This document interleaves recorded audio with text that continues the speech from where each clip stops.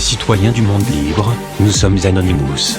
Le street art, ou art urbain, est un terme générique, en vogue regroupant toutes les formes d'expression artistique réalisées dans la rue, les lieux publics.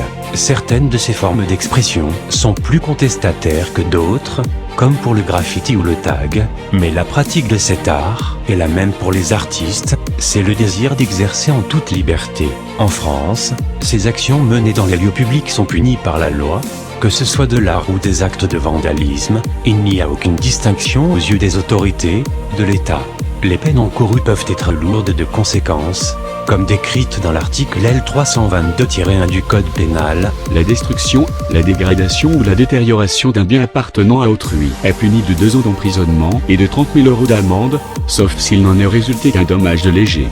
Le fait de tracer des inscriptions, des signes ou des dessins, sans autorisation préalable, sur les façades, les véhicules, les voies publiques ou le mobilier urbain, est puni de 3 750 € d'amende et d'une peine de travail d'intérêt général lorsqu'il n'en est résulté qu'un dommage léger. La loi n'a pas évolué depuis que ce courant artistique est né, et c'est au nom de la liberté d'expression que les choses doivent changer. Les artistes Zagsia en ont fait les frais, comme la plupart exerçant leur art dans la rue, lors de l'arrestation de Zag à Morlaix le 14 novembre l'année dernière. La plainte ayant été retirée par la mairie, il n'en reste pas moins que Zag s'est vu recevoir un rappel à la loi avec interdiction d'exercer durant 3 ans, au risque d'être poursuivi devant un tribunal s'il se faisait prendre à nouveau. Loin de vouloir abandonner, Zag ont décidé d'en faire un combat personnel pour la liberté d'expression. Devant la détermination des artistes, la ville de Morlaix a décidé d'ouvrir le dialogue et ouvrir les portes à l'art de rue. Une convention a été signée en mai 2014. Au-delà de la convention, un formulaire participatif a permis de régler un litige concernant une œuvre qui ne faisait pas l'unanimité. 200 exemplaires de ce formulaire ont été envoyés aux riverains concernés par l'œuvre, dans un périmètre défini. Il suffisait juste de voter par un oui ou par un non, du retrait ou de la conservation de l'œuvre, et de le renvoyer en mairie. Le résultat 2 mois plus tard est que l'œuvre est validée par ce vote. Ce simple formulaire permettrait de réguler l'abus, de manière démocratique, et d'éviter tout débordement.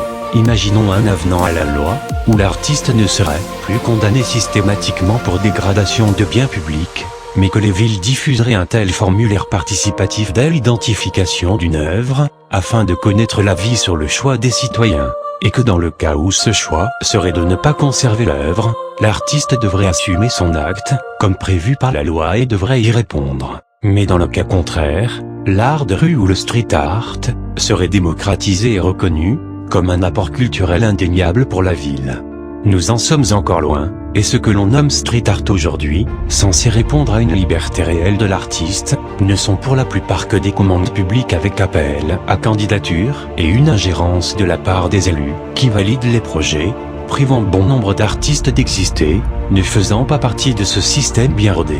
L'art est une manne financière importante que certains ne veulent pas voir échapper à leur contrôle, pour des questions d'intérêt public et privé. Une action d'information et de diffusion permettrait de faire connaître ce qui a déjà été fait à Morlaix et qui fonctionne. Il y a dans cette ville des murs définis qui sont libres d'accès, et personne n'empêchera un artiste de s'exprimer librement, du moment qu'il ne porte atteinte aux bonnes mœurs. Pour qu'un monde change, il faut se battre pour le voir évoluer. Comme le font Zagsia, qui réitèrent leurs actions, illégalement aux yeux de la loi, mais librement aux yeux de leur cœur, dans le métro à 3 reprises, et sur le plateau du centre Pompidou, là où la chasse aux graffeurs est menée depuis des années. Leurs œuvres effectuées dans le métro ont toutes été censurées par la RATP. N'oublions pas que ce sont la SNCF et la RATP qui mènent depuis des décennies les plus grands procès s'appuyant sur cette loi contre les artistes urbains. Le changement devra aussi passer par l'acceptation et l'intégration de l'art urbain pour ces 2 sociétés d'État, comme c'est déjà le cas dans d'autres pays en Europe. Nous prendrons les mesures nécessaires pour nous faire entendre. L'opération Free Street Art est enclenchée. À partir d'aujourd'hui, Anonymous soutient le combat des artistes de rue. L'arbre de la liberté d'expression a de multiples branches, l'une d'elles, l'expression de l'art, doit pouvoir grandir et fleurir. Si nous y arrivons, nous verrons bientôt le nectar de son fruit embellir nos villes, éveiller nos consciences par l'art engagé. Des artistes portent dans leur cœur le talent du semeur, le talent d'éveiller la beauté et la liberté. Ne laissons pas le monopole de l'art à une poignée de personnes qui décident d'étouffer la liberté. Libérons le souffle, enlevons-leur le monopole de notre liberté artistique.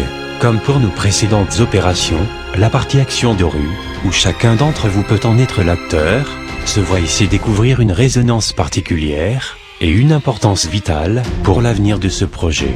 Vous trouverez dans la description de cette vidéo des affiches à placarder dans vos villes pour informer que la couleur arrive sur nos murs gris, que l'arc-en-ciel présent dans le panel de couleurs des artistes va bientôt s'étendre malgré la grisaille de la censure, que les barreaux de nos lois vont devoir libérer l'art de la prison de la conformité.